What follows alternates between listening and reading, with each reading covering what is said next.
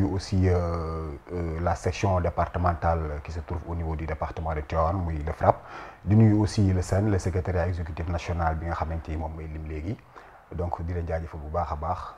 ñu tàmbalee sunu waxtaan par rapport ak actualité bi comme Tivaouane nga jóge ñu gis ni Tivaouane si biir semaine bi dafa am benn coow bu nga xam ne dafa juddu ci le décès de Abdou Aziz Kane Gueye bi nga xam ne dafa defoon accident ci biir accident bi ñu yóbbu ko hôpital Tivaouane mu def fa pratiquement 13 jours daal di fay ñàkk bakkanam ci opération bu ñu xam ne moom lañ doon intervention chirurgicale bi nga xam ne moom lañ doon def ci moom ndax bu mu defee accident dafa dañuy wax ni pooj bi moo damm ci biir loolu hôpital bi téye ko ba 13e jour bi ñu def intervention bi ñu defee intervention bi ci biir intervention mu ñàkk ci bakkanam yéen population askan Tivaouane bi ngeen génn joxoñ baaram hôpital Tivaouane bi ne dañoo négliger Abdou Aziz Gueye Kane ba ci moo tax mu ñàkk bakkanam yow nga nekk si foofu noonu ban commentaire nga ciy def. joxoñ baaraam hôpitalu Tivaouane mais à travers joxoñ baaraam à travers hôpital bu Tivaouane joxoñ baaraam structure sanitaire yëpp yi nga xamante ni ñoo nekk sur le territoire national à travers ces structures sanitaires là joxoñ baaraam politique sanitaire bi nga xamante ni tey moom la nguuru Sénégal moom la fi nguuru Sénégal bàyyi donc bu ñu fàttali ko yow boo fàttali ko la dernière fois que je suis venu ici c'était dans les mêmes situations c'est-à-dire ñu ñàkkoon ay nouveau-né ay liir yu tooy xepp yu toll ci fukk ak benn yoo xamante ni lakk ci biir même hôpital boobu noonu moo andi woon jéey ju ni mel ñu teew fii waxtaan ci solution yi nga xamante ni waroon nañ ko mën a apporter ba jéey yu ni mel dootu fa amaat malheureusement ce qui n'a pas été fait donc la situation a persisté les responsables au niveau de ces structures sanitaires là sont restés les mêmes d'ailleurs lundi muy altine ci boppam au niveau de Tivaouane ñu ngi woote à un grand rassemblement à une marche pacifique boo xamante ni mooy permettre aux populations de Tivaouane ñu wane seen njàqare wane seen tiitaange wane seen ñàkk ànd ci doxalin yi nga xamante ni moom la responsable yooyu nga xamante ni au niveau de ces structures sanitaires ñoom la ñuy doxalee mënuñu joxañ baaraam nag ni diw ak diw ñoo ko def la dernière fois c'était des sages-femmes c'était des infirmières qui étaient pointées du doigt ba ñu tëj leen ci ay fani kaso yu baree bare ñu naqarlu ko tey néewuñu diw ak diw moo ko def li ñuy naqarlu mooy nekkin li ñuy naqarlu mooy doxalin yi nga xamante ni tey moom la ñu dëppale li nga xamante ni mooy structure sanitaire yi tey dañoo jàpp ni muri butigu mbagg lañ ko def ku am faju ku amul doo faju ku ñàkk wala wuti leneen alors que waruloo demee noonu donc ñuy naqarlu bu baax li nga xamante ni moom moo fa xew li fa xew nag mooy Abdou Hamid Kane di suñu rakk di suñu xarit di jàmbaar à travers parmi les jeunes de Tivaouane nekkoon ci liggéeyam am accident li yàlla dogal mu am accident bi nag particularité bi wax nañ ko mooy mu situé wu foo xamante ni vraiment c'était pas facile à gérer boo déglu conférence de presse bi nga xamante ni les responsables de l'hôpital def nañu ko ils se sont attardés sur la gravité de la fracture. Malgré cela, je crois, loolu c'est personnel, qu'ils ont pris les devants, ils ont pris les mesures nécessaires pour vraiment arriver à l'opération. Ils ont avancé leur raison yoo xamante ni mooy expliquer le retard de l'intervention chirurgicale bi nga xamante ni moom waroon a am. Mais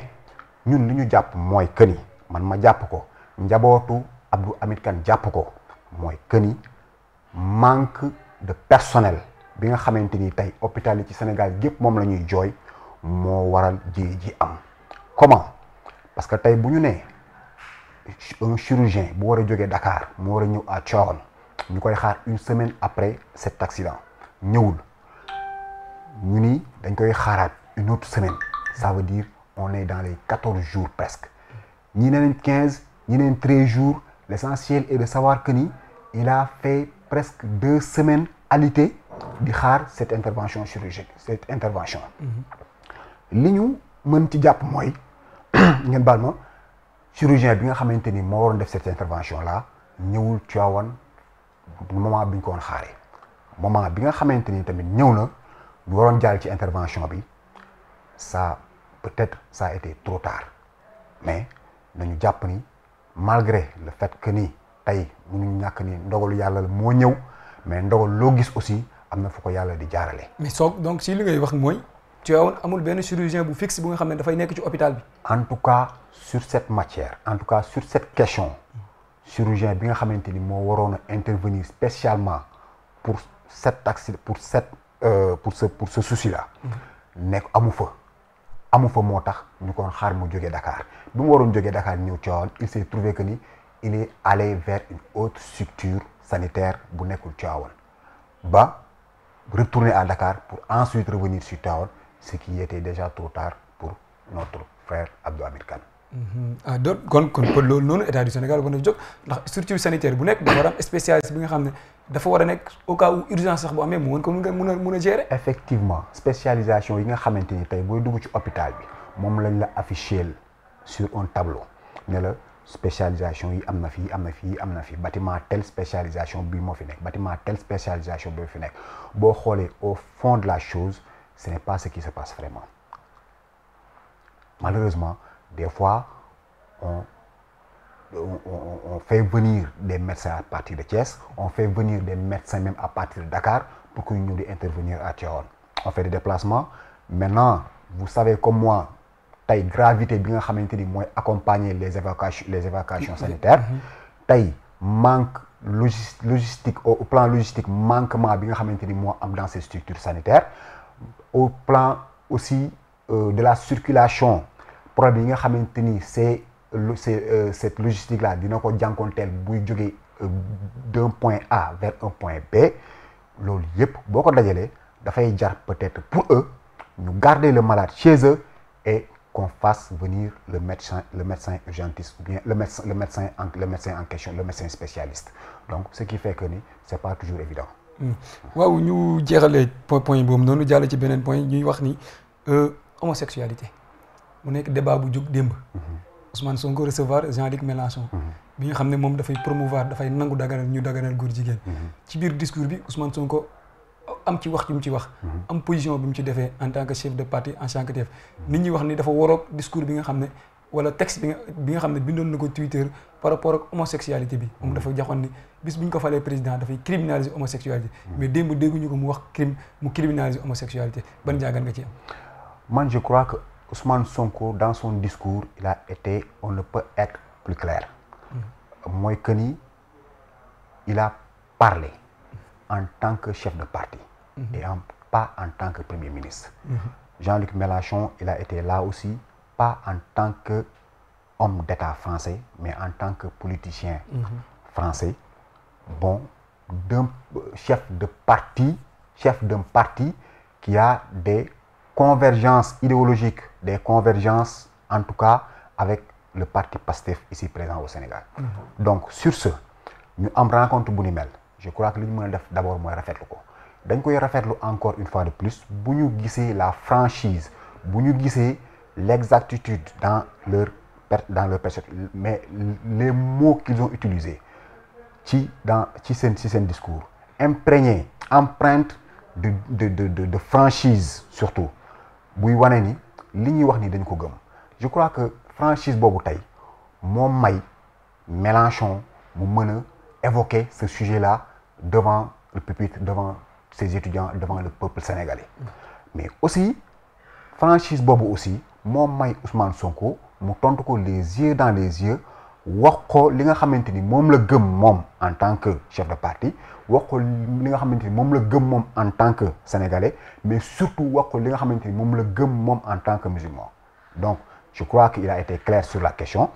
maintenant concernant l'homosexualité je crois que c'est un débat boo xamante ni du fi mës a jógee du fi mës a jógee nag moo tax ñun comme ko waxee ñu war ko gérer comme ni ngeen ko xamee homosexualité je crois que sénégalais yi ils ont toléré ça mais nañu def différence entre góor jigéen ak lii tubaab di woowee homosexuel ak homosexuel moo li tax ma wax ko mooy da ngay gis dans nos localités dans nos sociétés des gens yoo xamante ni efféminés c'est-à-dire dañuy am maanaam comportement yu xaw a jigéene ñooñu la plupart du temps dañ leen di woowe góor jigéen mais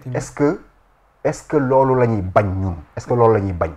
donc d'une certaine manière c'est toléré mais dafa am boo xamante ni bu fa tolloo dootuñu ko tolérer j'entends certains dire que ni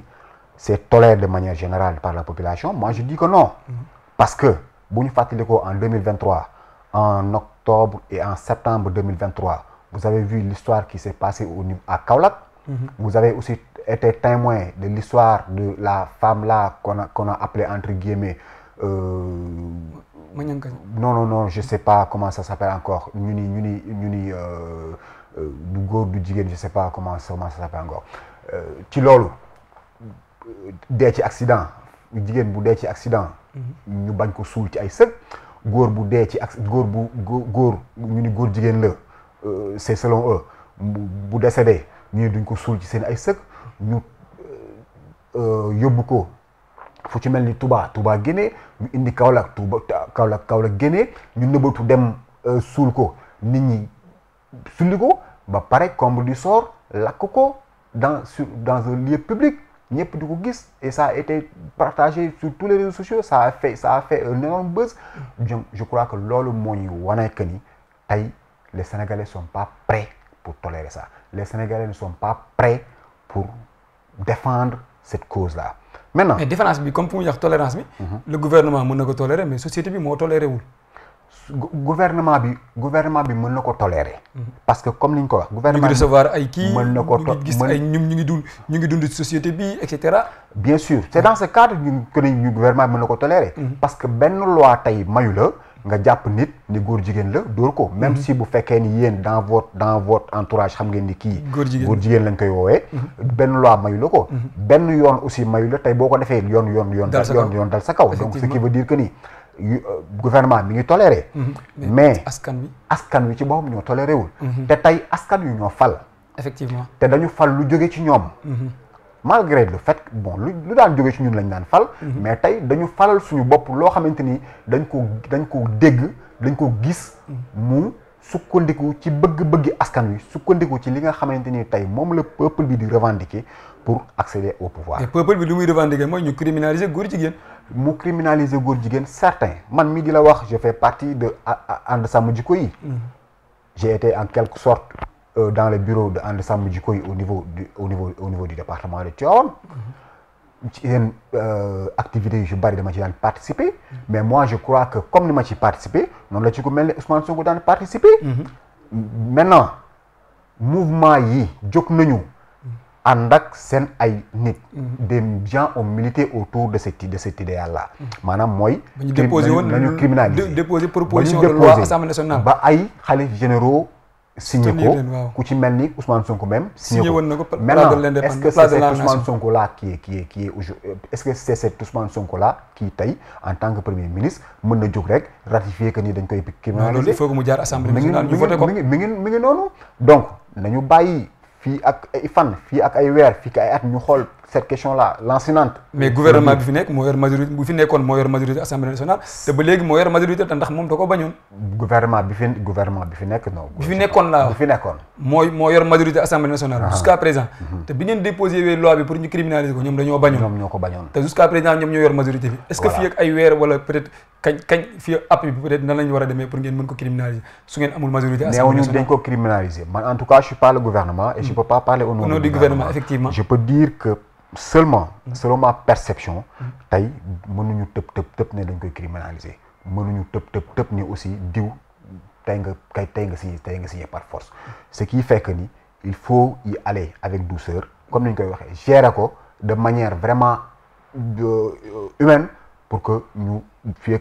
quelque temps ñu àgg ci li nga xamante ni moom la population yi bëgg. donc ce qui veut dire que nit ñi du ñuy wax ne est-ce que jiiñaate boobu noonu peut-être que ni Jamra defoon ni am na ñu nga xam ne ay candidats lañ homosexuels yi ñoo leen parrainé ñu ngi leen di financé ñi ngi jàpp ni comme gis nañ Ousmane Sonko di waxtaan ak Mélenchon Bassirou Diomaye Faye recevoir woon ne fii benn tamit kii góor jigéen ci biir palais bi ñi ngi jàpp ni est-ce que du ñoom ñoo nekkoon seen ginnaaw ñeneen ñi loolu la ñuy njort. ñenn moi je crois que ñi kenn njortul loolu. non c'est-à-dire Jamra li mu dafa def conférence de presse. di ko dénoncer même bu ngeen recevoir Charles kii bi dafa taxaw génn ne du yoon waru leen ko def. moi je crois que ces gens-là n'ont pas été reçus parce que ce sont des homosexuels. C'est-à-dire ce sont des homosexuels mais qui ont des responsabilités au niveau européen comme au niveau de leur pays respectif. Effectivement moom moo leen andi ci cadre boobu noonu. Maintenant un Diomaye Faye ne peut pas se lever et dire que non diw le représentant de l'Union européenne ou bien le représentant d'un tel ou tel góor jigéen la duma wax ak moom duma ko kii non loolu bu fekkoon Diomaye bu njëkk ba wala Sonko bu njëkk ba mën na ko mais tey mënuñu ko. sax lu ko tënk am na ci droit en tant que chef d'État. je ne pense pas en tout cas à mon avis je ne pense pas. donc da nga bëgg wax ne dafa war a respecter république bi. des règles de presse il y a des règles de préséance yoo xamante ni tey du la permettre vraiment ngay wax wala ngay defee nen ñi même si bu fekkee ni dans ton fort intérieur tu as des perceptions par rapport ak nit ñi nga xamante ni tey ñoom ngay seqal yenn yi. ok ñu waxaat ci beneen poñ muy mbirum nomination yi. nga xam ne jur na coow bu rëy ci dëkk bi fan yi di ñëw et surtout nomination yu mujj yi nii ñu gis ñenn ñi un certain Dame Mbodj ñu yóbbu ko au niveau de SOGIP. ñu gis Toussaint Manga docteur. ñu yóbbu ko LONASE. ñu gis tamit Aïda Mbodj ñenn ñi jàpp ni mag la waroon a dem retraite. ñu yóbbu ko DER. ñu gis Habib Sy mag la ñu yóbbu ko président conseil d'administration Sénélec. boobu sax même si man dama jàpp ni du grave parce que président conseil d'administration d'habitude ay mag lañ fay yóbbu ñu xam ne am nañ expérience bi. ñu gis tamit ak kii bi waa pratiquement ñi nekkoon coalition Diomaye bi lañ jël nommé leen ñeneen jàpp ni da ngeen a commencé seddoo garo bi te pourtant diggul waa Pastef digguñu ko woon Sénégalais yi. man je crois que seddoo amagu fii bu seddoo dee amagu si seddoo amagu fii gisuma bokk seddoo la première chose que mooy évoqué mooy en premier lieu on a vu des gens yoo xamante ni ñun ñi nekk biir bon je vais pas dire ñun parce que je suis pas là en tant que pastéfien mais ñi nga xamante ni tey ñooy suivre l'actualité politique gis nañu ni y avait eu des gens yoo xamante ni xamuñu leen dans la structure xamuñu dans l'appareil politique de Pastef xamuñu leen sax de manière générale et qui ont été intégrés dans le nouveau gouvernement. am na ci ba léegi nii des gens yoo xamante ni ce sont des directeurs généraux et des postes de responsabilité yoo xamante ni man xaw ma leen yow xamoo leen kenn ku bokk Pastef mën leen a bañ a xam ñi leen fal ñooñu ñu leen xam. ci lan la ñu basé wu pour fal ñooñu. maintenant par rapport ak li nga xamante ni tey moom la plupart du temps nit ñi di wax certains parce que aussi il faut qu'on se dise la vérité. Pour moi il y a pas matière à polémiquer sur certaines questions yoo xamante ni vraiment du ko jar ci ñi nga xamante ni mooy ñiy wax ni dañu war a respecter suñu kàddu Ousmane Sonko dafa respecter kàddoom parce que dafa waxoon dina lancer des appels d'offres par rapport à man je crois que la situation ne s'y prête pas dans la mesure où tey il fallait qu'on mette en place un gouvernement et dans les meilleurs délais. meilleurs délais nag ku nekk ak ni mu koy jàppee. keroog gis nga bi Ousmane Sonko ne la liste du gouvernement va être publiée dans les heures ou les jours qui suivent. rek la pression a été trop forte. a été kenn xamul lan la mujjee nuru. pour quelqu'un qui se dise dans les prochaines heures ou bien dans les prochains jours. donc mais nit ñi prochaines heures bi lañ jàppoon bàyyi prochains jours bi. nit ñan. mooy ñi doon critiquer ñi bëggoon opposé wu ñi bëggoon gis déceler des failles. maintenant bi ñu ñëwee ci comment on appelle ça encore. ci liste nomination yi. ci nomination yi par rapport au poste de direction générale gis ngeen ñun ñëpp on a été témoin que bi nguur gi ñi fi nekkoon bi ñu perte nguur gi on a vu du tout et du n'importe quoi dans les postes même au niveau de certains ministères des gens des responsables de sociétés des responsables d'agences qui se sont mis à mettre la pression fal par ici par là joxe ay avantages indus à des gens yoo xamante ni kenn xamul fan la ñu jógee faire des promotions ci seen structures yi pourquoi loolu je crois que dañ ci waroon jóg ni ñu yàkkamti woon ñu fal gouvernement noonu la aussi responsable yi de l'État yàkkamtee aussi ñi fi nekkoon ñu jëlee leen fii parce que c'était à un certain moment c'était du n'importe quoi. Donc moi je crois que c'est ce qui a conduit à ce que qu'on puisse parer à l'urgence et fal ñi nga xamante ni tey jàpp nañu ni ñoo fi nekkoon jàpp nañu ñoom la ñu xam jàpp nañu ils ont les compétences nécessaires pour être à la tête de ces organisations, de ces structures de manière générale. Leneen li mooy aussi ces structures là mais aussi bu ñu ni rek Samsidine sa fal nañ ko DG Samsidine mooy buur di bummi Samsidine lu ko neex def non dans ces structures là bu demee di nga fa fekk des conseils de surveillance di nga fa fekk des conseils d'administration des conseils de surveillance yoo xamante ni tey a priori s'il y a des décisions à prendre ñoom ñoo koy saytu ñoom ñoo koy xool donc le directeur n'est pas censé faire tout par lui-même et pour lui-même. Donc conseil yooyu noonu am nañu liggéey boo xamante dañ ko def et a posteriori il y a d'autres organes surtout de contrôle yu ci mel ay IGE ay OFNAC ak yeneen yu ni mel qui sont censés aussi vérifier la légalité la légitimité de ces décisions yi nga xamante ni moom la directeur général di jël. Donc moi je crois que c'est une polémique qui se crée autour de ces nominations et que polémique mënul ñàkk surtout dans ce contexte-là et que ce n'est même pas une minorité. Moi je dirais que c'est peut-être une mince minorité qui s'acharne sur ces responsables-là et qui veulent vraiment indi polémique boo xamante ni ça n'a pas. Mais polémique bi tamit est-ce que du yéen a ko maye bu ngeen waxee nit ñi dañuy def appel à candidature te defoo leen appel à candidature tamit. defaguñu appel à candidature. waaw sànq maa ngi la koy wax léegi man la defaguñu appel à candidature. Ça veut pas dire que ni on met à côté des postes yoo xamante ni Samsidine nag yaa ngi may wax loo ci loo nga xamante ni maa ngi naan ñun rek. dafa mel ni yaa ngi may dugal ci dans la peau de responsable Pastef. Toujours est-il que teguñu des postes à côté ne ñii la ñuy xaar. ba nommé ñi ba pare def ñi appel à candidature non je pense pas. Moi je pense que on est dans le processus et que bu fekkee ni àgg nañu ci des appels vont être faits pour certaines directions comme l'a annoncé le président autant. Mais gars yi dañu jàpp ne dafa yéex de. Yéex nag moom c'est relatif. yéex moom c'est relatif. li gaaw ci man mën na yéex ci yow li yéex ci yow mën na gaaw ci man donc ça c'est relatif. waaw loolu c'est relatif mais population bi tamit kan nga bu ñu gisee ni par exemple état de grâce bi bu ngeen may par exemple. am na ku doon wax mu ni le temps des xaw ma lan. le temps n'est pas le temps des hommes. aussi aujourd'hui aussi le temps de la politique n'est pas le temps des hommes peut-être. déet loolu phrase boobu dafay xaw a yomb trop parce que suñu gisee ni. non loolu c'est moi qui. waaw je le dis mais parce que suñu gisee par exemple ñu gis ni. C'est pour la première fois dans l'histoire man ci li may ci lu ma jot a fekkee histoire du Sénégal que ni gouvernement falu ñu toog temps bu yàgg bi di bàyyi ay directeurs généraux yu nga xam ne ci pouvoir bi lañ bokk ñu continuer di doxal. Tu vois moom laa lay wax léegi man la c'est une raison aussi qui peut expliquer tey kii bi ñu def rapidité bi ñu adopté pour mettre en place ces directions-là. Maintenant on ne peut pas être face à cette situation et vouloir attendre à ce que un processus soit enclenché pour vraiment mettre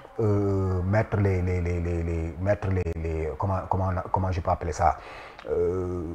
les règles ou règlements ou je sais pas quoi pour arriver à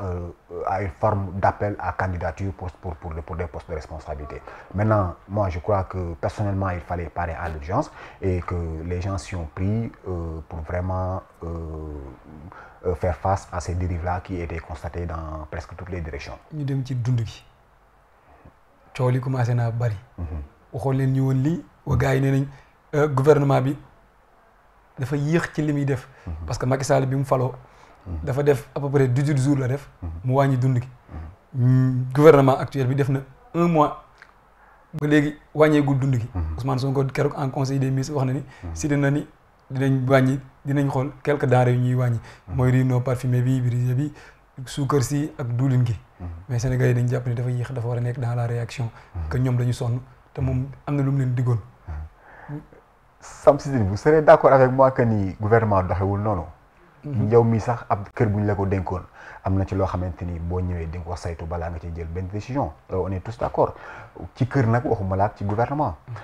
tey am na ci loo xamante ni buñ ko bëggoon wàññi ça va pas prendre des jours dañ koy mën a wàññi loo xamante ni tey ñoo koy defal suñu bopp loo xamante ni tey fii lay jógee loo xamante ni tey jarul ñu koy jiggaani loo xamante ni tey mën na ni sax duñu ko jënd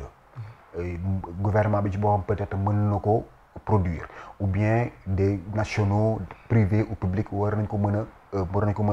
a produire am na ci ñoo xamante ni am na ci des produits yoo xamante ni ñu ngi koy produire dans sur le territoire national. tey yooyu vous serez d'accord avec moi que ni tey bu ñu ko bëggoon wàññi temps bi yëpp du ko jël. mais tey s'il y a cette problématique de la souveraineté parce que bu ñu nee souveraineté sur ce je pense surtout à la souveraineté alimentaire. tey on parle toujours de souveraineté alimentaire li tax ñu koy wax mooy que ni dañu gis ni dañuy xëy suba ba ngoon tout ce qu'on utilise tout ce qu'on mange la plupart du temps de ce qu'on boit même la plupart du temps de ce qu'on utilise au quotidien dañ koy jéggaani ñi koy jéggaani nag dañuy dem jënd ñu ci bari dañuy dem jënd ñëw andi jaay andi boobu nag peut-être gouvernement bi mën na ci def ay jéego maanaam y a des taxes intermédiaires yoo xamante ni tey gouvernement yi mën na ci teggi as tuut soo xamante ni mooy permettre nit ñi bu ñu ñëwee ñu mën a wàññi ci seen ay njëg mais on préfère pas le faire comme l'a fait de toute façon le gouvernement sortant mooy que ni ñëw nit ñi ne wàññi nga yàkkamti wàññi alors que t'avais pas toutes les dispositions en main pour effectuer ces baisses là ce qui fait que effet boule de glace lay def c'est-à-dire da ngay wàññi tey suba tu es contraint de revenir à ces mêmes prix ou bien même pire de revoir ces prix augmenter encore plus à la hausse moo ñu dal ci li nga xamante ni mooy dund gi bi Macky Sall ñëwee moo ñu dal aussi ci location bi moo ñu dal loolu lañu permettre loolu lañ dul ñaanal gouvernement bi nga xamante ni moom moo fi nekk. donc moo tax ngeen jël temps moo tax ñoom ñu jël temps bii nii. pour man moo tax ñu jël temps bii nii vraiment pour. voir mais ça est-ce que du ngeen peut-être comme li ngeen waxee ñoom dañ doon subventionné di teggi ay taxes comme Pape Malick Ndour li mu wax ni gouvernement yi war na ko mën a def su dee dafa dindi taxes yi wàññi yenn subventionné dindi yenn taxes yi nga xam ne pratiquement dafa bëri ci produits yooyu noonu. mais ñoom def nañ ko ça n'a rien apporté. ñoom def nañu ko ils ont subventionné par-ci et par-là. mais ñoom amoon na benn période bu nga xam ne toog nañ lu yàgg prix yi yokkul. est-ce que yow lan moo la gënal ñu wàññi mu continuer wala wàññi ba ci yàgg yokkaat. mu wàññi benn yoon. moo continuer moo ñu gënal ñun ñëpp. waaw donc sur le long terme bu fekkee ni c'est-à-dire comme je le dis souvent moi je crois qu'il faut. solution bu pérenne moo gën solution bu nga xam ne dafa éphémère. il faut vraiment qu'on adopte ces solutions là mooy. De manière structurelle ñu régler ces problématiques là mais pas lu jóg rek ñu wutal ko solution conjoncturelle jàll ca la ca des bu jóg il faut que nit ñi coow pour ñu régler benn affaire il faut que situation bi dal ci ñun il faut que accident am pour ñu régler un problème de la situation il faut que ndox ñàkk ndox rey nit pour ñu régler il faut que dans un hôpital quelqu'un meurt pour ñu régler le problème de la santé donc moi je crois qu'il faut voir le truc de manière il faut régler ces problèmes de manière structurelle maanaam voir sur le long terme du sax 2 ans yi nga xamante ni président Ousmane Sonko mi ngi koy wax keroog moi je crois que c'est sur une dizaine d'années voire une trentaine d'années yoo xamante ni tey on va s'occuper de ces problématiques là de manière structurelle s'assurer à ce que dans l'avenir les gens, nos enfants, nos petits-enfants ne puissent pas vivre les mêmes situations qu'on est en train de vivre en ce moment. Souveraineté alimentaire bi ngeen di wax. avec le projet Pastef ak ñu ngi ko doxalee. est-ce que gëm nga ni avec l'objectif ak prévision yi Pastef di wax. ak ñu nga xam ne mën nañu def ci seen projet bi Sénégal mën na atteindre autosuffisance alimentaire bu ñu am souveraineté alimentaire boobu noonu ñuy woote. bon là où je suis je peux pas te dire que de manière formelle que mën nañ ko atteindre mais en tout cas il est fort possible que tey bu ñu jëlee le projet en question tey bi nga xamante ni moom la ñu sukkandiku pour fal le président Diomaye tey y a tous les ingrédients nécessaires pour qu'on arrive à la souveraineté alimentaire loolu comment mooy que ni tey dañu gëm ni bay dundee moo ñu mën a génne ci ndóol gi ñu nekk bay dundee moo ñu mën a génne ci prix yu cher yi ñu nekk bay dundee moo ñu mën a xettali ci problème yi nga xamante ni tey moom la commerce bi am problème yi nga xamante ni moom la ménage yi am loolu nag je crois que waruñu jafe dans la mesure où tey ingrédients yi tax loolu daje ingrédients yi tax loolu am c'est à notre disposition tey le plus difficile je te dis le plus difficile muy fii muy feneen c'est pas l'argent le plus difficile c'est pas les technologies le plus difficile c'est pas les ressources humaines le plus difficile c'est tey l'eau le plus difficile c'est la terre le plus difficile c'est l'énergie qui vient du soleil le plus difficile je crois que tout ça tey dañu ko am à gogo chez nous mooy on a l'eau on a les terres on a même les ressources humaines nécessaires c'est-à-dire la main-d'œuvre adéquate pour arriver à mettre en place cette politique-là. Mais xaalis aussi il faut pas se dire comme on le dit souvent à nos amis entrepreneurs. Il faut pas dire amuñu xaalis. Faut voir comment tu peux te débrouiller avec un petit rien du tout pour arriver avec un lopin de terre avec quelques sous à développer quelque chose. Maintenant il faut que le gouvernement maintenant vienne en rescousse par rapport à ces politiques yi nga xamante ni moom la teg. On espère avec tout ce qu'on a convenu dans le projet par rapport à cette question que ni le gouvernement tey dina mën a am possibilité wàcc sur le terrain voir avec les jeunes dans les localités. On parle plus de Dakar, on parle plus de Diamniadio, on parle de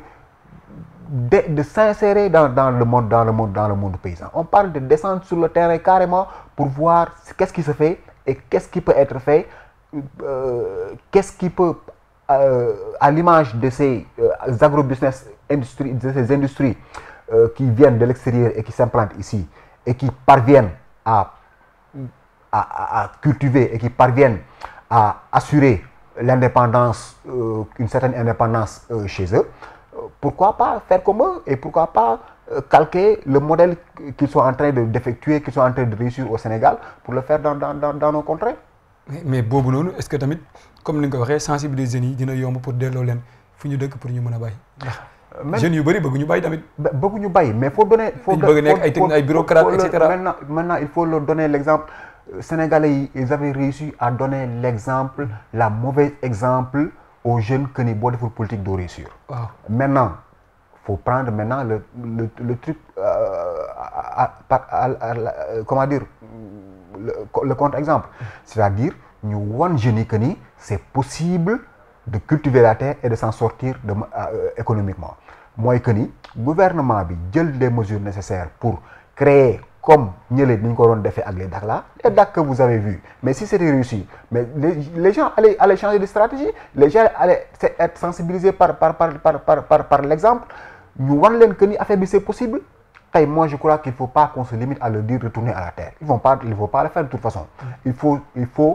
de manière structurelle voir avec des gens disponibles voir avec des jeunes disponibles. On a des structures dans le parti on a des structures au niveau national qui par exemple qui peuvent se liguer et descendre sur le terrain voir les possibilités qui s'offrent et pouvoir atteindre certains objectifs par rapport à l'agrobusiness et autres. Mais sànq yaa ngi tudd Prodac ak DAC yi waroon nañu permettre ñu am autosuffisance malheureusement le projet a été mal exécuté. Le projet n'a pas été exécuté c'est pas qu'il a été mal exécuté. Pourquoi nga ne le projet n'a pas été exécuté. Boy vous avez vu gis nga DAC yi. am na yenn DAC yu ñu fi wane. gis nga mais même bu dee DAC ay kër DAC yàlla lañu wane. ay kër DAC yu ñu wane. yàlla lañu wane yan DAC lañu wane. ay kër lañu wane ci DAC yooyu. ay kër DAC avec le ministre Pape Malick Ndour yu mu wane woon bi ne ministre de la jeunesse yi mu fi wane gis nga ko. ay image yu jàmbur dem jël ay filmer ay toolu jàmbur filmer ay bëy yu jàmbur ay xaru jàmbur filmer ay maraîchage yu jàmbur yoo xamante ni tey doo dem ci marché bi ñu la lii ci DAC tel la jóge doo dem fenn ñu la lii ci DAC tel la jóge tey duñ la jaay xar ne la ci DAC tel la jóge duñ la jaay meew ne la ci DAC tel la jóge donc ñu ni xew ci DAC yi gis nañu ko on est allé voir de nos yeux li xew ci DAC yi mooy du matériel boo xamante ni kenn xamul son utilisation son utilité sa finalité. yéen Tivaouane ana seen DAC bi. DAC Tivaouane. dégguma ko xaw ma ko. nga bëgg wax ne yéen malgré tur yi ñuy tudd si kii yëpp. man de xaw ma fa DAC vraiment. mën na fa am ba xaw ma fa DAC vraiment. Yàlla baax na ñu ngi peut-être pour DAC yooyu noonu moo ñuy permettre par rapport ak projet Prodac boobu noonu ñu wax rapport yi gis nañ ko. président joxe directive ñu génnee ay rapport ñu génnee Cour des comptes def na bosam. OFNAC def na bosam. mais moom. fi mu nekk palais boobu mu nekk. IGE génneegul rapport am ba léegi. lu muy xaar. waxoon naa la li ma lay wax ci waxoon naa li ma lay wax ci rapport mais vraiment je suis pas du ma nekk en mesure de vraiment d'épiloguer sur ce alors que j'ai pas certaines informations. mais gis nga ni publier nañ ay rapport. effectivement tudd nañ ci ay nit. effectivement mais ba léegi jeexagul. waaw ba léegi jeexagul mais IGE génneegul benn. pourquoi je sais pas là sur ce. IGE président donc moo mën a jox autorisation bu génn. non Samsidine loolu moom xaw ma ci lu bari. waaw léegi yow écho yu nga am ci yeneen ci yeneen. aw ma ci benn écho vraiment aw ma ci benn écho. non ci rapport yi génn Cour des comptes ak kii. non yooyu tamit aw ma ci. benn Tivaouane tudd nañ leen ci de. vraiment bon Tivaouane tudd nañ ci. tudd nañ ci Tivaouane. mais vraiment sur ce je pourrais pas m'avancer. ñu jàll ci problème foncier bi. ñu wax ci problème suuf si. yéen au niveau de Thiès Mbourkat. problème foncier bi. jur na fa coow bu rëy le président dem na fa kii ko ban jàngat nga ñu mën a defal par rapport ak situation bi yow mi nga xam ne da nga dëkk ci localité yooyu noonu. dama fa dëkk man kay daf maa laal directement. ci naka man kay de manière directe daf maa laal c'est-à-dire site yooyu ñuy wax. daf ci am des individus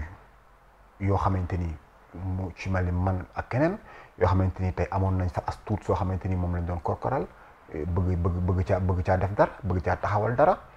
problème bi mu amee au niveau de Mbourkat vous l'avez suivi autant avec le gouvernement de Macky Sall. ñu dem fa toj fa ay kër. ñooñu nag am na ñoo xamante ni delloo nañ leen. ñii joxaan nañ leen ay terrain am na ñoo xamante ni aussi joxaan nañ leen ci site bu njëkk bu Mbourkat boobu noonu aussi des terrains on sait pas comment. maintenant ñu tëb un beau jour jël beneen site ni foofu la ñu bëgg a toxal ñi nga xamante ni ñoom ñoo fa nekkoon. on nous a reçu autant à la préfecture de Thiès. avec des documents ku nekk ak say documents on nous a notifié que ni dinañ ñu woo bi ñu woowee aussi on nous a tourné vers les domaines de Thiès bi ñu demee domaine de Thiès il y avait un processus à suivre il y a un bureau là-bas qui s'occupe spécialement du problème foncier à Mbourkat là-bas aussi ils nous ont fait savoir que ni il fallait qu'on attende on a été patient jusqu'au moment où on espérait mettre la main sur ces parcelles-là on nous dit que le processus s'arrête mais qu'est-ce qui a été à l'origine de ça c'est-à-dire ay nit ay politiciens ay borom barke ay sportifs ñii ay surtout ñi nga xamante ni ñoo génn ci nguur gi ay sëriñ ak ay hommes religieux ñeen ak ñeen ñoo comme niñ ko waxee comme niñ ko xamee ñun ñëpp pàccoo suuf si nga xamante ni moo ëppoon ci Mbourkat boobu noonu jël ko def seen gafaka on s'est rendu compte que ni les choses ne se sont passées de manière catholique donc fallait qu'on descende sur le terrain et qu'on prenne les mesures idoines pour parer à cette situation-là situation bi nga xamante ni moo xew feneen mooy que ni lotissement dafa am lu koy lal lotissement dafa am fu muy jaar lotissement dafa am loo xamante ni tey moo ko war a njëkk mooy le besoin chez les locaux je dis bien les locaux d'avoir une parcelle d'avoir quelque chose sur lequel bâtir leur avenir quelque part foo xamante ni mën nañ fa tabax kër bu loolu amee nit ñi jël seen ay demandes déposé ko au niveau des municipalités au niveau des mairies au niveau des collectivités locales de manière générale ñooñu gis ni par exemple il y a le besoin est là ñu jël waxtaan d'abord ak propriétaire terrain yi waxtaan ak propriétaire de champs yi waxtaan de manière générale ak ñi nga xamante ni ñoo exploiter ces sols là s'il y a des exploitants waxtaan ak ñoom jël ces terres là mais mettre ko dans de très bonnes conditions pour que ça soit accessible pour que ça soit vraiment vivable mais c'est pas ce qui se passe li am dëgg-dëgg mooy dañuy fekk ay nit di bay ci suuf wala dañuy fekk suuf soo xamante ni peut-être kenn bayu fa ñëw dagg ko parce que tout simplement bëgg nañ ci may Masamba wala bëgg nañ ci may Mademba bëgg nañ ci dagal kii wala bëgg nañ ci dagal kaa donc c'est pas d'une manière générale c'est pas un besoin des particuliers qui conduit au lotissement ce qui fait que buñ ci àggee mooy indi problème yi nga xamante ni moom lañ jànkoonte à Mbourkat mooy que ni ñu dem ba cappaandaw ga ñu gis ni du particulier yi du Thiessois dëgg la ñu jox sites yi mais politiciens yi ci boppam ñu séddoo sites yi nga xamante mais ci biir du ngay wax ni du particulier yi politiciens yi lañ ko jox mais ñenn ñi tamit dañuy déplorer la manière dont duñu defee répartition bi si biir Thiès boobu noonu peut-être ñenn ñi ñu ngi accuser sax le maire les municipalités ne ñoom am nañu ñenn ñi jàpp ni maire bi si boppam lañ ko jox ñi jàpp ni municipalité bi lañ ko jox mu nekk ay coow yu bëri même ci joxe bi sax ñooñu dañuy jàpp ni am na ñoo xam ne am nañ ko te wala yelloowuñu ko. bien sûr man j'en profite c'est-à-dire bu ñu yemalee problème bi ci Thiès rek de manière parcellaire c'est-à-dire dafay un peu sax yemale suñu gis ki yemale question bi trop moi je crois que dañuy war a ubbi question bi ba nga xamante ni globalement ñu mën a sax tuddaale ci yeneen localité li xew Thiès mooy xew feneen li xew Thiès moo xew Tivaouane li xew Thiès moo xew Mbour li xew Thiès moo xew feneen waaye mënuñu bàyyi on peut pas parler de lotissement on peut pas parler d'attribution de parcelles dans une localité sans pour autant mentionner la responsabilité du maire loolu cela va sans dire loolu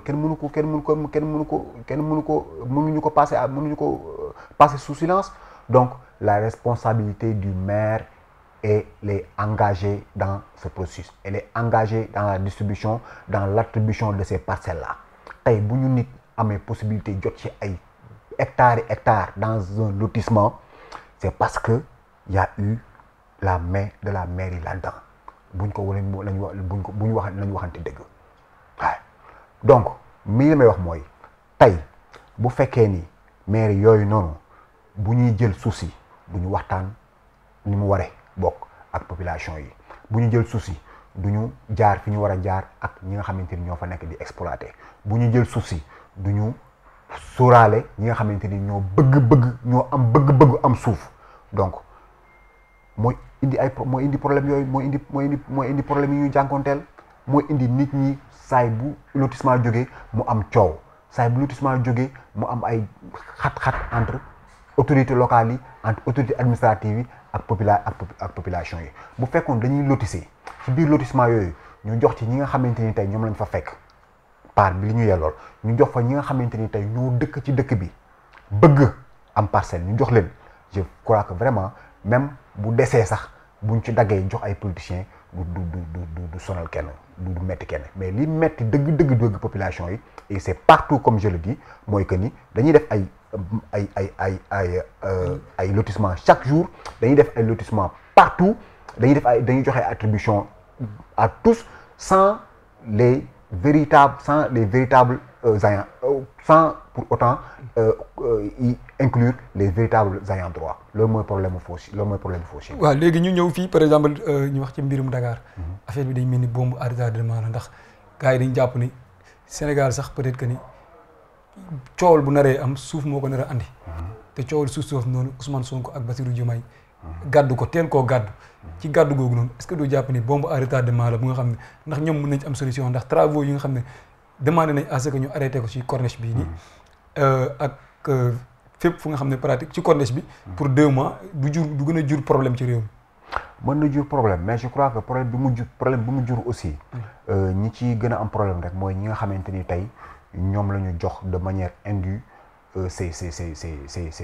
parcelles là ces terrains là je vais pas oublier faut pas que j'oublie reviens sur la question peut-être. mooy terrain yi ci corniche bi. voilà suuf si ñuy jox nit ñi. ñoom ñu demandé à ce que ñu arrêté travaux yi alors que foofu ay nit ñu ngi fay liggéey ñu nga xam ne dañ fay daan seen doole entrepreneurs yi jël nañ xaalis investir dem ci banques yi leb et cetera yooyu noonu est-ce que du indi gàllankoor. voilà fi ma bëggoon njëkkee mooy que ni il a été dit et il a été prouvé que ni gis nga fii ak ces 50 dernières années ces 50 prochaines années coow li ëpp li jóg. surtout dans nos localités surtout dans nos pays coowal suuf lay doon ak coowal ndox waaw maintenant fi muy commencé mooy ville yi nga xamante ni c'est presque saturé yu ci mel ni Dakar.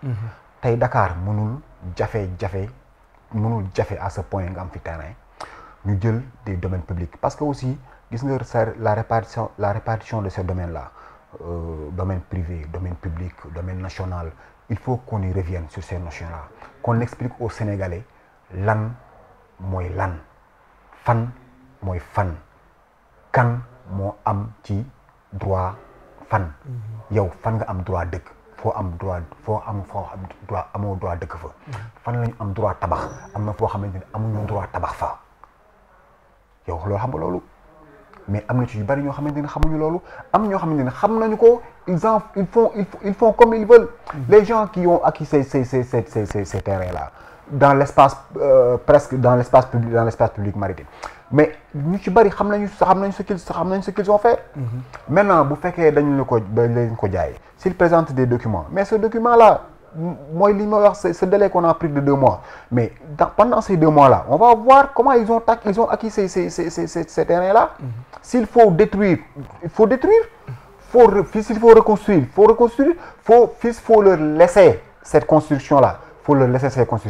Mais s'il faut sortir de leur propriété ces constructions-là, il faut le faire et passer à autre chose. Moi, je crois que c'est la conduite à tenir par rapport à cela. Mais tamit bu ñu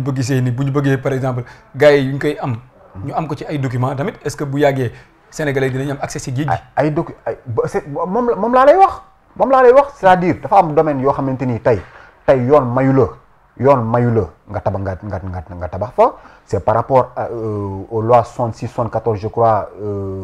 domaine primaire du voilà mooy may nit ñi fu ñu war a tabax ak fu ñu warul tabax. yow xam nga ni fi nit ñi war a jaar pour accéder à la plage, mais waruñu fa tabax. Pourquoi ñu fay tabax? Nan lañ def ba tabax fa? Fan lañ jaar ba tabax fa? C'est ce qui va être vu. Maintenant, moi je crois que c'est un délai imparti pour voir maintenant de manière vraiment factuelle li nga xamante ni moom lañ am comme document, fi nga xamante ni fan la ñu jaar le processus qu'ils ont emprunté pour entrer pour avoir ces parcelles-là. Donc comme ni nga ko waxee noonu man ñuy wax tamit par exemple tolluwaay jamono ji ci mbirumu FRAPP. ñu gis ni FRAPP ay yan ngeen ko jiite ñu leen di woowe ay activistes. ngeen di def activisme. ci activisme boobu noonu ñenn ñi jàpp ni da ngeen di bàyyi seen rôle d'activiste di jouer ay rôle politicien. ñenn ñi jàpp ni sax yéen léegi du ngeen ay activistes ay politiciens ngeen. ban réponse ngay indi par rapport ak ci loolu noonu. Moi je crois comme on le dit souvent. Principe bi il faut pas s'y coller trop mooy que ni il y a certaines situations qui demandent à ce que des fois qu'on revoie nos positions. Bon, pas de manière générale, mais je dis des fois. Dans certaines situations, des fois donc. Tey il s'est trouvé que ni dans notre lutte ñu gis que ni malgré tous les efforts qu'on a fournis fu ñu war a taxawoo population bi taxawul nañ leen fa, fu ñu war a taxawoo les travailleurs taxawul nañ leen fa, fu ñu war a taxawoo certaines franges de la population qu'ils soient dans le privé ou dans le public taxaw nañ leen fa. Mais à un certain moment on s'est rendu compte que ni le combat prend du temps, le combat peut être trop long. Des fois ñun ci suñu bopp dañuy gis ni lassitude dafay dugg ci yenn combat yi. Da ngay gis bu ñu yëkkatee dara les gens sont autour, dañuy ñëw, l'engouement dafay am, nit ñi adhérer, mais au fur et à mesure ngay dem di suivre un processus, un plan d'action boo tegoon da ngay gis ni à la longue les gens se lassent. Parce que résultats yi on peine à atteindre les résultats, on peine à avancer dans nos plans d'action. Ci par exemple tey yaa ngi ni da ngay marche, yaa ngi dem di déposer à gauche et à droite des demandes d'autorisation, des demandes de manifestation ñu la koy bañal. Des fois nga xëccoo ak ñoom dem sur le terrain ñu jàpp la fa bastonné la dóor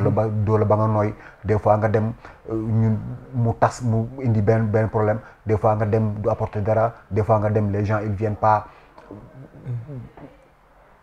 Ainsi de suite. Ce qui a conduit à nous faire réfléchir sur certains aspects. ñu ni am na ci loo xamante ni tey boo ko bëgg a changer il faut vraiment que tu t'impliques. Tu t'impliques où? Là où ça se décide. c'est-à-dire fexe ba nga xamante ni tey dinañu nekk fa nga xamante ni fan la ñu décider mbir yi. C'est ce qui a amené par exemple tey ku ci mel ni le camarade Guy Marius Sagna qu'il soit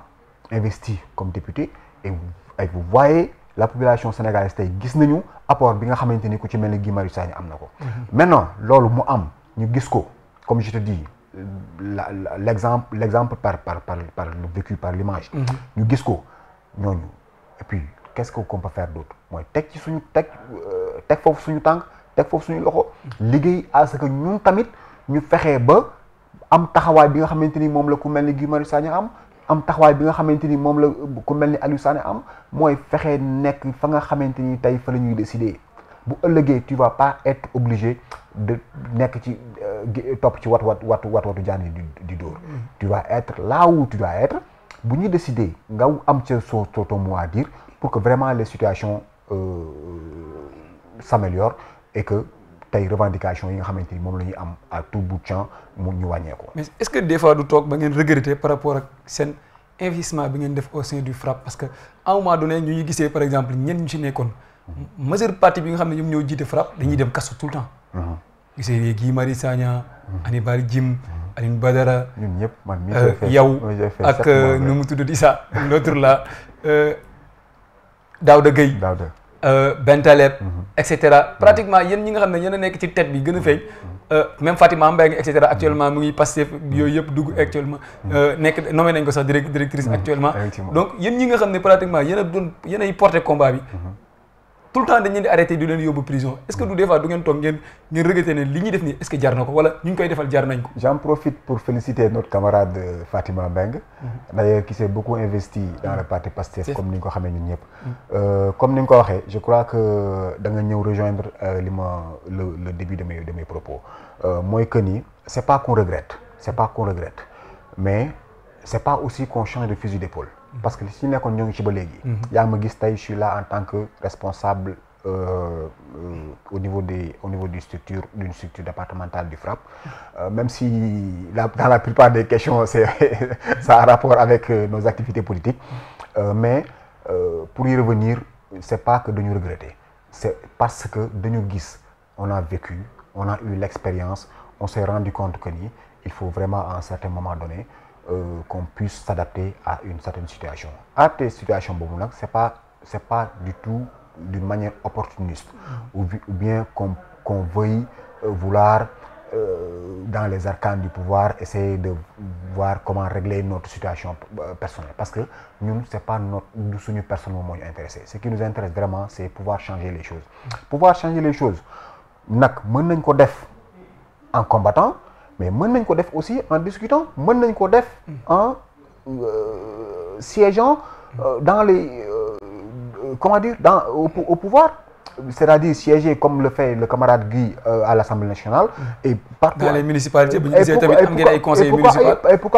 pourquoi pas ailleurs on a eu des conseils Alioune Badara bi nga cité léegi c'est un conseil au niveau de Tivaouane je crois que Daouda Gueye aussi au niveau de Pikine keneen ak feneen tey bu ñu amee Aliou Gérard au niveau de Kolda am par exemple quelqu'un au niveau de Saint-Louis am keneen au niveau de Kaolack keneen ak keneen je crois que à un certain moment donné on sera pas obligé ou du moins on sera pas par exemple poussé à descendre sur le terrain à marcher même si c'est de manière pacifique à revendiquer tout le temps comme on le faisait auparavant. non mais bu ñu gisee ci biir loolu noonu résultat yi gis des fois ñu gis Guy Marius Sagna am yenn posture yi Guy Marius Sagna bastonné par les forces de défense et de sécurité suba ñu gis Guy Marius Sagna taxaw défendre les mêmes forces de l'ordre parce que dañu am ay problème ñu am satisfaction gannaaw suba même force de l'ordre yi jàpp Guy Marius Sagna bastonné waat ko est-ce que des fois su ngeen di ngeen di toog di waxtaan ak Guy Marius Sagna ne ko est-ce que jotul yow ñi ngay défendre ñii nga bàyyi leen défendre nga continuer défendre ñenn ñi parce que ñi ngay défendre ñoo lay sortiré tout le temps li ci dal Guy Marius Sagna je crois moom moo ñu ci dal c'est-à-dire man je te donne l'exemple bon Guy Marius Sagna loolu ñëpp ko xam bon des fois s'il se met à faire des accolades aux forces de l'ordre sax les gens ils se posent des questions mais lii nu mu demee nii c'est parce que moom moo lay wan ni c'est pas sa personne vraiment qui l'intéresse et il sait faire la part des choses entre vraiment li moom en tant que Guy Marius Sagna moom mais li ko yëkkati en tant que représentant de ces couches sociales là leneen li mooy man je te donne un exemple en prison à Thiès j'ai été mis à l'écart j'ai été isolé j'ai été peut-être mis dans des conditions yoo xamante ni gënaluma parce que tout simplement j'ai eu à défendre des gardes pénitentiaires ñu nekkoon ci biir ñu nekk ci biir kaso bi l'administration pénitentiaire am na directeur bu bees le directeur se présente ñëw ci suñu cour ne dafay waxtaan mais waxtaan ak ay prisonniers donc da ngay demander par exemple tey ce qui va pas moom la mën a apporter donc ma jóg jël kàddu wax j'ai commencé à défendre les prisonniers même si bu fekkee une situation yooyu ma doon évoqué sax daluma d'ailleurs c'est ce que m'a dit keroog bi ma chef de chambre bi chef de cour bi convoqué la ma wax mu ne ma li nga wax ci kanamu directeur bi dalu la ma ne ko dalu moom mais dafay dal ay prisonniers ensuite ça a été autour des gardes pénitentiaires c'est pas nos rapports sont pas cordiaux nos rapports sont pas toujours lisses mais j'ai eu à les défendre devant le directeur de l'administration pénitentiaire notamment sur la revalorisation salariale une question boo xamante ni tey le FRAPP a eu à batailler ferme dessus et a eu gain de cause et je me suis rendu compte que situation bi amélioré wu na mais du dara par rapport ak ni mu waroon mel donc j'ai évoqué ça au devant du directeur li la ci jëlee mais ñu muté ma jëlee ma fa ma nekkoon yóbbu ma feneen muté donc lii moo la expliqué que ni malgré tout ça malgré les brimades malgré les séquestrations malgré les emprisonnements malgré les bastonnades comme tu rappelles waruñu mën a tax a arrêter aussi tamit tey suñu implication dans la politique aussi waruñu mën a tax a dellu gannaaw waruñu mën a aussi changer dans nos objectifs ni notre stratégie de combat peut-être maintenant dans nos stratégies on va devoir faire avec nos relations on va devoir faire avec nos camarades compatriotes nos camarades qui sont dans l'attelage gouvernemental et pour voir avec eux quelles sont les solutions les plus urgentes et les plus vraiment ce qui est nécessaire pour ces populations. Guy Marius Sagna nekk passif en même temps Guy Marius Sagna activiste rôlam boobu noonu nan la ko nar a doxalee en tant que représentant du peuple et représentant des couches sociales. Des couches sociales. ak mu war a jàkkaarloo nguur gi bi nga xam ne moom ci la bokk. loolu je crois que mi ngi koy wane. en ce moment où je vous parle mi ngi Saraya dans Kédougou, Bakel, dans Kédougou, Kolda et trucs. Auprès des populations yi nga xamante ni tey ñoo nekk di confronté wu au clandestin orpailleurs yi nga xamante ni tey ñoo nekk dans ce kii là. Donc comme je te l'ai dit dans l'entame de mes propos mooy que ni ku ci mel ni le camarade Guy Marius Sagna lui il sait faire la part des choses entre le politique et l'activiste, entre le Guy Marius Sagna député et le Guy Marius Sagna activiste, entre vraiment ce que veulent vraiment les populations et ce que veulent à côté les pouvoirs publics. Et il est vraiment en train de jouer les intermédiaires entre ces partis-là pour que des solutions soient apportées aux revendications sociales surtout qui font son agenda. Pratiquement temps bu ñu jagleeloon jeex na ñu lay wax ni lan mooy nekk le message. Voilà message bi je crois que dama koy jagleel Tivaouane di woote à ce que li nga xamante ni tey mooy suñu tiis ñun ñëpp ñu mën a booloo taxaw ci parce que loolu rek moo ñu taxa tey ñu génn ci wax naa ko keroog ci bëj bi ma demoon bu Abdou Hamid Kane man leen du tabax ay bâtiment comme on le fait en ce moment à Tivaouane mooy régler la situation bu bâtiment amee te matériel amul du dem bu bâtiment amee matériel am te personnel amul du dem bu personnel amee te matériel amul du dem. Je crois qu'il faut combiner toutes ces ressources-là pour que vraiment la situation de ces hôpitaux-là soit améliorée de manière perpétuelle. C'est-à-dire mënatuñu seetaan suñu ay doom suñu ay sët suñu ay rak suñu ay mag di décédé ci ay conditions yoo xamante ni gëm nañu yàlla nag ñàkkuñu gëm yàlla mais dañu jàpp ni rek yii di xewaat mën naa ñàkk mais lundi dinañu dégg ñu ni leen ñii nga xamante ni ñoo fi nekkoon ba jëy yii di am nekkaat fi tey ba jëy yii reproduire il faut que vraiment que ñu abal ñu